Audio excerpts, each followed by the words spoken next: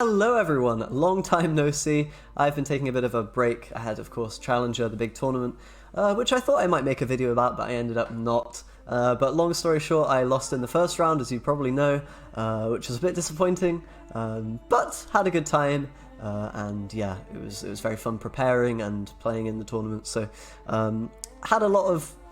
played a lot of Gwent, I should say, during that time, and felt like a bit of a break, so I haven't streamed too much, I haven't made videos, and I'm not really sure I'll come back to doing videos or streams on the same level that I was doing them before. I kind of want to, take a little bit of not a break per se, but just ramp down the content creation a little bit, although, to be honest, I haven't been doing YouTube in a huge way for quite a while now, just because it takes so much time and effort and resources and also creativity even to come up with decks and stuff like that, that it's a bit difficult to do it every single day or every other day or even stuff like that. So whatever, but I'm back and there has been a Gwent expansion and that is why I'm here.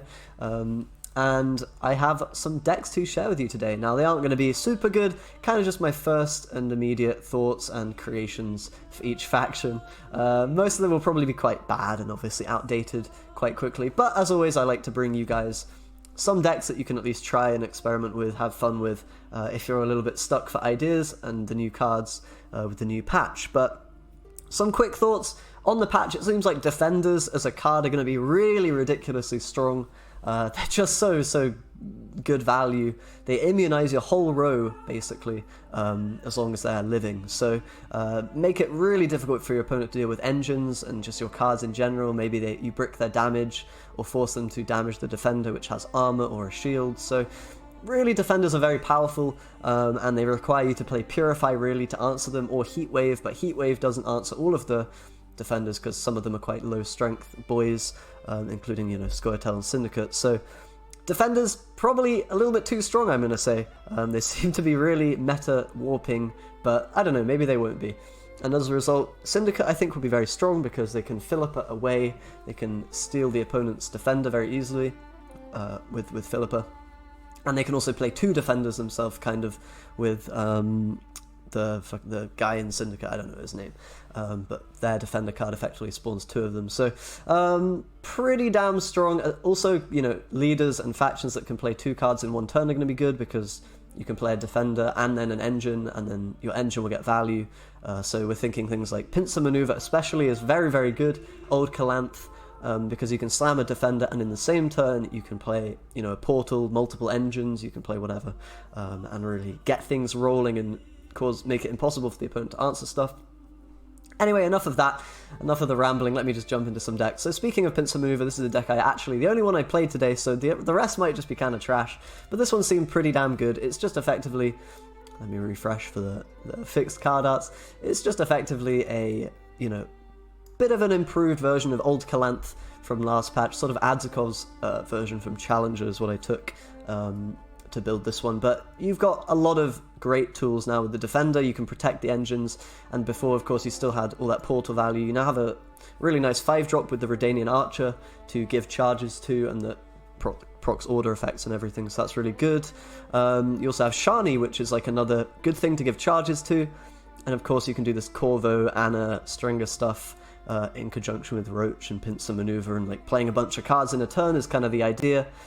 You can also pull the defender with Roach and another card, so really the name of the game here is just engine overload and abuse the defender, which turns out is pretty good. It has a shield and 2 armor, so it's very, very hard to kill, and if they do try to kill it with damage, then they're wasting a ton of points to kill that, so you'll get the value easily. If they have a Purify, then okay, you usually trade kind of down, but whatever. Purify is definitely the best way to answer defender. But yeah, give this one a go if you like Northern Realms. Definitely very strong, I think. Maybe the strongest of the decks.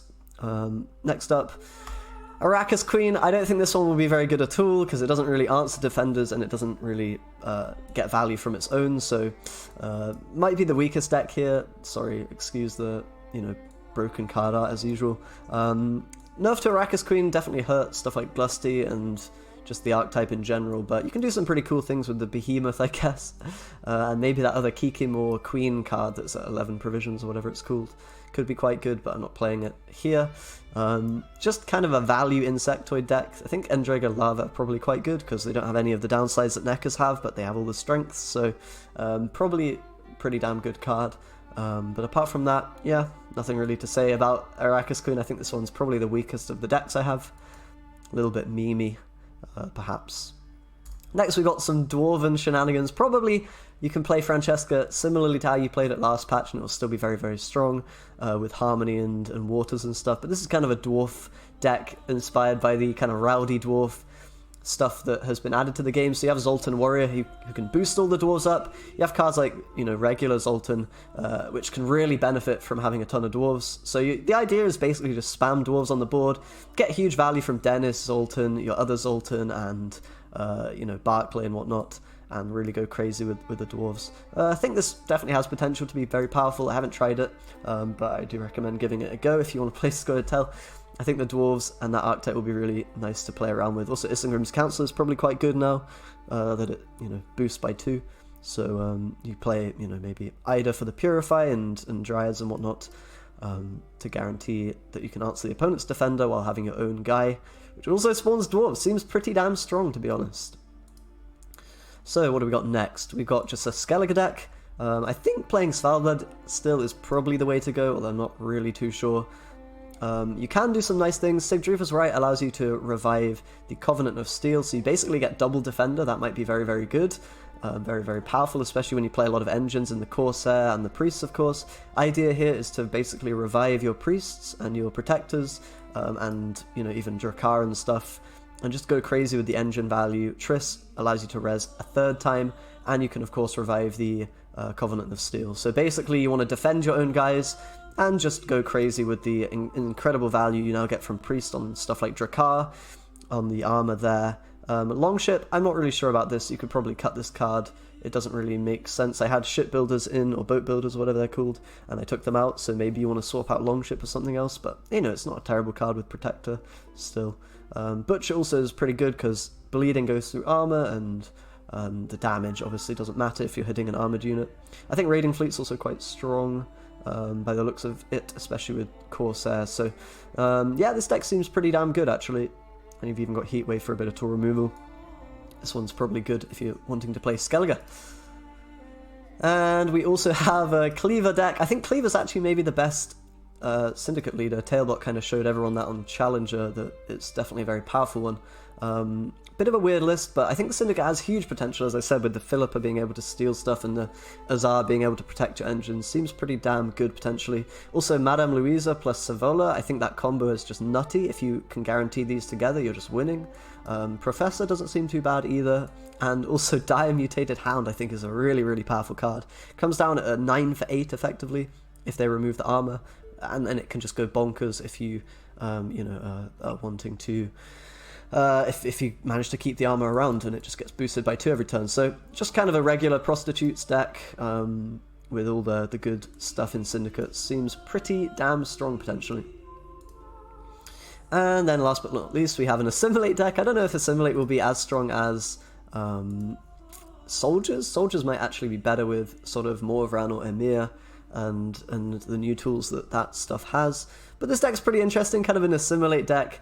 You have Gascon, you have Raymond, you have Fifion as well. All these new cards are proccing Assimilate, and you have new Assimilate tools such as Slave Hunter, the Glynis, and then you can, of course, purify the enemy defender with Diviner, which is very useful. So I think Assimilate will probably be quite okay. I don't know if it will be top tier, but you also have Ardor, which is just very good. You can even yoink defenders or other stuff. I think this deck's probably quite decent, although I haven't tried it, so I can't say for sure. Maybe Ducal Guard instead of these heavy cavalry is a good idea. I don't know. I can't say.